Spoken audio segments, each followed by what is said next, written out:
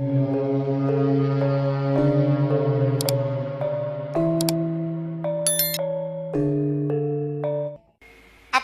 NU itu pernah gelisah oleh berbagai perbedaan? Enggak pernah. Lalu kemudian konsep Islam Nusantara inilah kemudian yang hari ini diserang oleh kelompok-kelompok ideologi transnasional. Mereka tidak bisa membedakan antara sawabit dan mutaghayyirat. Apa konsep Islam Nusantara?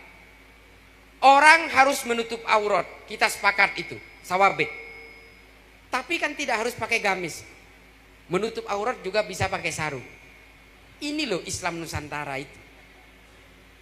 Yang dimaksud itu adalah kita tetap menutup aurat tapi menggunakan kearifan-kearifan lokal. Naik haji tetap ke Mekah, bos. Tetap. Kan sering diserang. Oh, Islam Nusantara kalau mau naik haji berarti ke Borobudur aja. Ini goblok ini. Ini sawabit. Orang boleh tetap harus naik haji ke Mekah. Tapi apakah di Mekah nggak boleh pakai sarung? Boleh, bos, karena nutup aurat. Ini loh Islam Nusantara itu gitu konsepnya.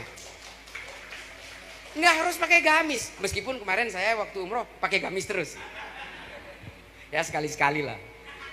Nah, ini yang dimaksud oleh Phil Caruso bahwa hanya NU yang memiliki konsep seperti ini dalam membangun kecintaan terhadap negara. Hanya NU. Yang kedua, menurut Phil Caruso, NU tidak pernah punya riwayat pengkhianatan terhadap Indonesia. Tepuk tangan untuk NU. Apa buktinya? Pernah nggak NU memberontak kepada negara ini? Ini saya jelaskan.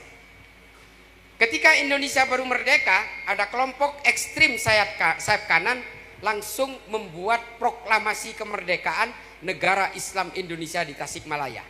Ketuanya Kartosoewirjo. Ini dari kelompok ekstrim kanan, bukan NU ini, bos. Ini pertama, sesudah merdeka loh ini. Dan perlu diketahui Kartosoewirjo ini adalah penandatangan Sumpah Pemuda. Tapi karena dia tidak puas dengan kue kekuasaan yang ditawarkan oleh Soekarno, lalu dia memilih untuk memberontak. Oleh Soekarno dia ditawari untuk menjadi Menteri Agama, dia nggak mau. Dia maunya menjadi Wakil Presiden. Tapi kemudian kekecewaan itu, dia membuat enklave sendiri di Tasikmalaya dan memproklamirkan negara Islam Indonesia. Berkhianat sudah. Lalu kemudian membuat downliner, membuat firqoh baru, Andi Aziz di Makassar, Kahar Muzakkar Kalimantan Selatan. Ini semua Darul Islam, Tentara Islam Indonesia, kelompok ekstrim sayap kanan. Ini mereka. Lalu pada zaman Soekarno, NU seperti apa? NU bahkan mau berdampingan dengan komunis dalam konsep nasakomnya Soekarno. Demi apa? Demi negara, Pak. Demi negara. Adik-adikku sekalian, NU itu kalau udah negara, udahlah pokoknya merem aja, pasang badan. Sampai disuruh berdampingan dengan komunis pun mau. Gimana? Dan setelah itu apa? Orang-orang komunis menyembelih kiai-kiai dan santri NU. Dan ketika orang-orang NU melakukan perlawanan, dituduh pelanggaran HAM. Ini NU ini. Padahal dia pasang badan untuk negara ini.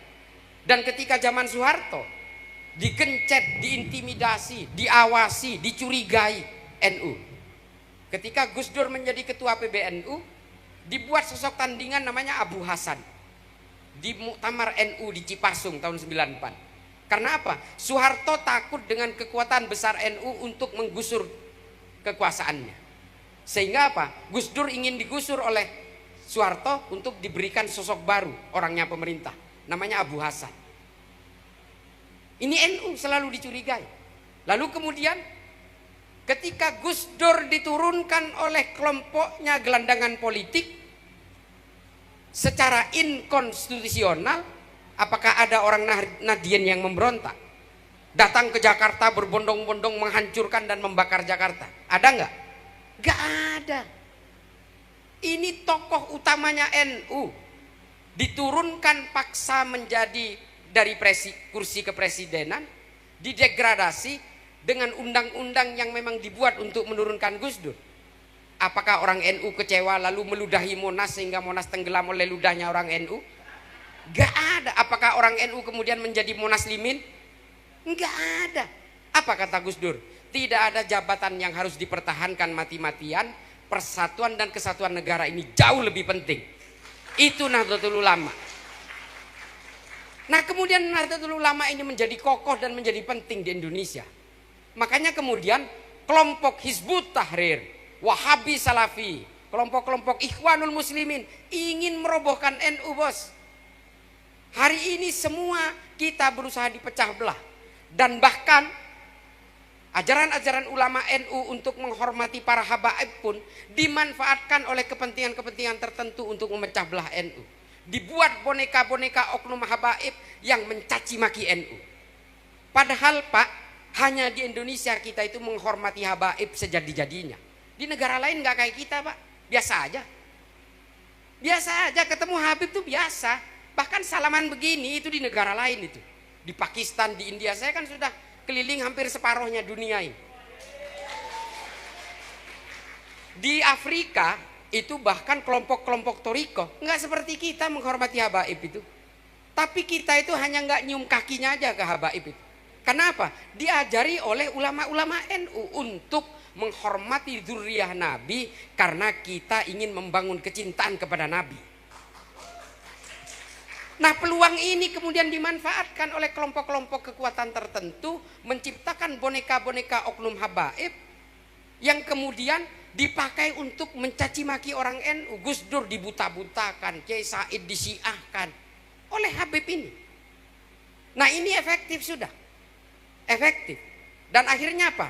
Pamekasan, Sumeneb, Bangkalan, Madura yang mencaci maki ulama NU yang lain itu kader-kader NU juga Pak. Selesai. Ini pemecah belahan di tubuh NU ini. Dipecah belah dari luar nggak bisa, akhirnya dipecah belah dari dalam.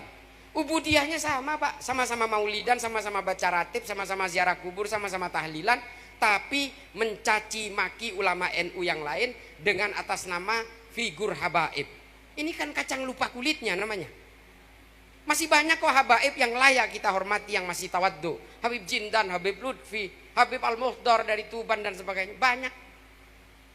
Kita tetap hormat kepada habaib, tapi kelakuannya nggak boleh kita tiru. Kalau brutal ya brutal aja, bajingan ya bajingan aja. Saya gitu. Ad-dinul akli, kita beragama dengan akal aja.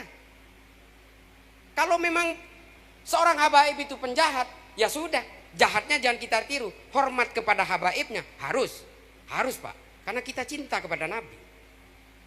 Dan itu banyak sekarang. Nah ini efektif. Yang kedua adalah yang paling samar, yang paling menipu kita dari kalangan Nahdien. Siapa? Kelompok Ikhwanul Muslimin. Ikhwanul Muslimin ini didirikan di Mesir oleh Hasan al-Banna dengan faham Ahlus Sunnah wal Jamaah. Makanya banyak dan ada satu ustadz yang luar biasa topnya. Ada satu kadernya Ikhwanul Muslimin, dididik oleh Ikhwanul Muslimin di Mesir. Dan dia ini ajarannya sama dengan kita, sama-sama nyerang Wahabi, sama-sama anti mujassimah, sama-sama al-asy'ariyah, sama. Membolehkan maulid, membolehkan tahlil, membolehkan haul, membolehkan ziarah kubur, sama Pak. Sama. Ini yang bahaya. Tapi ketika dia menghalalkan bom bunuh diri dan saya protes, yang menyerang saya itu adalah teman-teman NU juga. Artinya apa? Pemecah belahan ini sudah berhasil Pak. Bedanya apa Ikhwanul dengan Muslimin, Ikhwanul Muslimin dengan kita? Apa bedanya? Tujuan politik Pak. Kalau kawan-kawan NU tujuan politiknya satu, keutuhan NKRI, selesai. Tapi kalau Ikhwanul Muslimin tetap ingin menegakkan khilafah Pak. Ketika saya protes Ustadz ini, saya bilang jangan gunakan kitab Imamul Hakim Al-Mustadrak ala Sahihain. Karena ini kata Az-Zahabi dikatakan kitab ini ditulis oleh Imam Al-Hakim dalam keadaan pikun, tapi masih dipakai Pak untuk menyuarakan dan membuat fatwa bahwa orang Islam wajib menegakkan khilafah oleh Ustadz ini. Saya lawan. Yang membantah saya dan menyerang saya itu orang-orang NU juga Pak.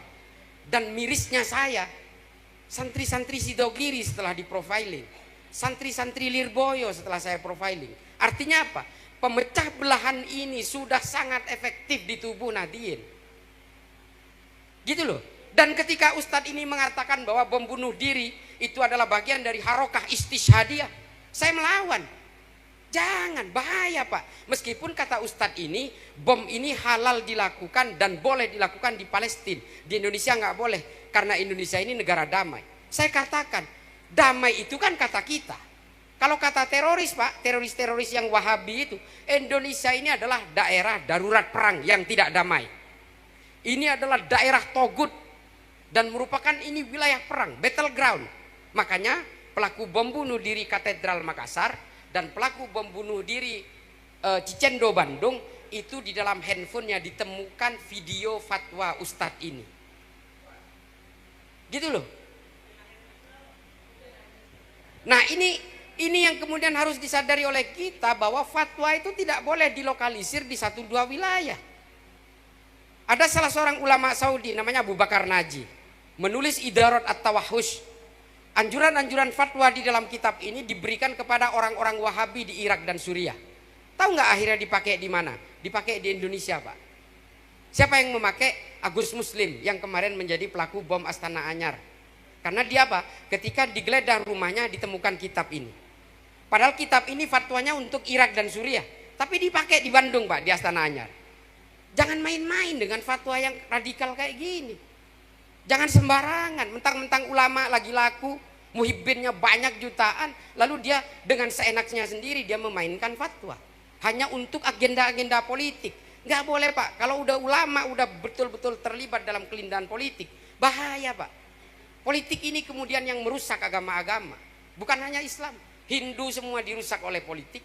Kristen juga pecah menjadi Katolik dan Protestan karena persoalan politik. Hindu juga pecah, Hindutva, Sivsena, Bharatiya Janata, ini semua karena persoalan politik. Kelompok Asin Wiratu dengan Ali Bata, ini semua karena politik pecah orang-orang Buddha. Islam, Sunni dan Syiah bermusuhan 1500 tahun. Gara-gara apa? Sampai sekarang belum damai. Kecuali Saudi dan Iran sudah membuat perjanjian damai tadi malam. Sunni dan Syiah bermusuhan 1400 tahun lebih. Gara-gara apa? Politik juga Pak. Itu loh yang paling terakhir. Apakah kita tidak boleh berpolitik? Boleh, harus kata Imam Ghazali. Dalam Ihya diterangkan Islam dan politik seperti saudara kembar. Silahkan berpolitik untuk mengawal ruang-ruang politik tidak keluar dari maqasidus syariah. Berpolitik Pak, tapi jangan gunakan agama sebagai tunggangan politik. Karena kata Ibnu Rus dalam Tahafud At-Tahafud, orang yang mencapai kekuasaannya dengan menggunakan dalil-dalil agama, maka ketika berkuasa kejahatannya pun akan dibenarkan dengan dalil-dalil agama. Ini kata Ibnu Rus. Makanya jangan pakai agama sebagai tunggangan politik. Silahkan berpolitik dengan untuk membela agama, silahkan Pak. Supaya aturan-aturan politik, produk-produk politik ini tidak keluar dari syariah. Harus. Orang Kristen juga boleh berpolitik. Supaya hak-haknya sebagai orang Kristen diakui oleh negara. Harus itu. Kita juga harus. Jangan sampai kita kemudian dikuasai oleh orang lain sehingga kita tidak berdaya secara politik. Harus. Tapi jangan gunakan agama sebagai tunggangan-tunggangan politik. Politik agama, politik identitas boleh, tidak bisa dihindari dalam negara demokrasi. Karena demokrasi berbasis based on electoral system. Jadi harus menggunakan kekuatan-kekuatan elektoral. Orang alumni Al-Qalam mau jadi politisi, nyalek, ya harus mewakili kepentingan-kepentingan Al-Qalam. Ini namanya politik identitas. Yang tidak boleh itu adalah politisasi identitas dan politisasi agama. Ini nggak boleh. Saya kira begitu ya. Mudah-mudahan bisa bermanfaat. Nanti ada tanya jawab. Ini udah jam 11. Saya nanti jam setengah 12 harus geser. Gitu. Akhiron ihdinas siratal mustaqim wallahul muwaffiq ila aqwamit thoriq. Wassalamualaikum warahmatullahi wabarakatuh.